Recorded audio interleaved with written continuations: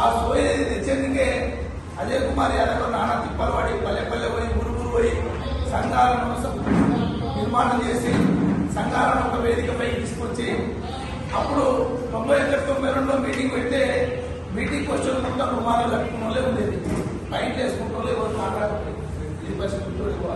ఆ రోజు చదువుకున్నాడు ఇంటికి నాయకుడు ఒక్కరో ఇద్దరు ఉండేది. ఇలా ఎప్పుడు కదా గుడి సత్తే కానీ చదివిన వ్యక్తి ఆడు కొంత బాధ్యాలంటే చదివించాడు. కానీ సార్కు నమ్మిన పట్టు, కానీ క్రమశిక్షణ పని ఎట్లా వేయాలి ఎట్లా తిరగాలనే విధానం తెలిసినటువంటి వ్యక్తులు వాళ్ళంటే చదువుకోవడం సంస్కారం నేర్చుకున్నారు. వాళ్ళు పార్టీలో తిరిగి సంస్కారం నేర్చుకోలేదు, సంఘంలో తిరిగి సంస్కారం నేర్చుకున్నారు.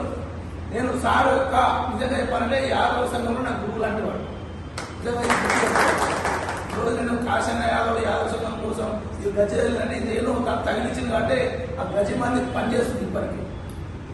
సారు ఇది యాదవ సంఘం అయిపోయిన తర్వాత జిల్లా కమిటీ అయిపోయిన తర్వాత ఈ ఉమ్మడి మహబూబాబాద్ జిల్లాకు అఖిల భారత యాదవ మహాసభ తీసుకొచ్చింది అని చెప్పి మాట్లాడు.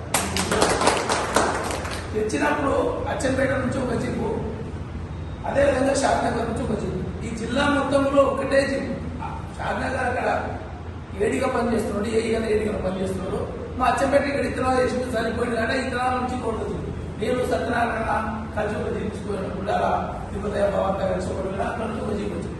ఒక జీప్ తోటి ఆవంతి హోటల్లో ఇప్పుడు ఇంతమంది కంటే ఎక్కువ వెళ్ళేది జిల్లా కమిటీ సార్ అధ్యక్షుడు, తర్వాత మన వెంకటరెడ్డి సార్ జనరల్ సెక్రటరీ, ఆ కమిటీలో నాకు జిల్లా కార్యదర్శి పోస్ట్ ఇచ్చారు. అంటే ఇంతమంది తోటే నిర్మాణం అయిందే జిల్లా మొత్తం అఖిల భారత యాదవ మహాసభ అంటే ఒక ఊపులోకి తీసుకుపోయాడు. అంటే ఒక సంఘాన్ని కానీ ఒక సంస్థను కానీ ముందుకు తీసుకుపోయిన సంఘం పేరు కంటే సంఘాన్ని ముందు నడపాల్సినటువంటి వ్యక్తులపైన కూడా ఆధారపడి ఉంటుంది. అది అజయ్. ఈ యొక్క తెలంగాణ భవన్ ఇది. ఈ భవన్ లో తెలంగాణ ఉద్యమం ఎట్లా నడపాలి, ఏ విధంగా ధర అయ్యాలి, ఎట్లా కొట్లాడాలి, ఏ సమస్య కానీ ఇంతమంది కంటే తక్కువ మంది కూర్చొని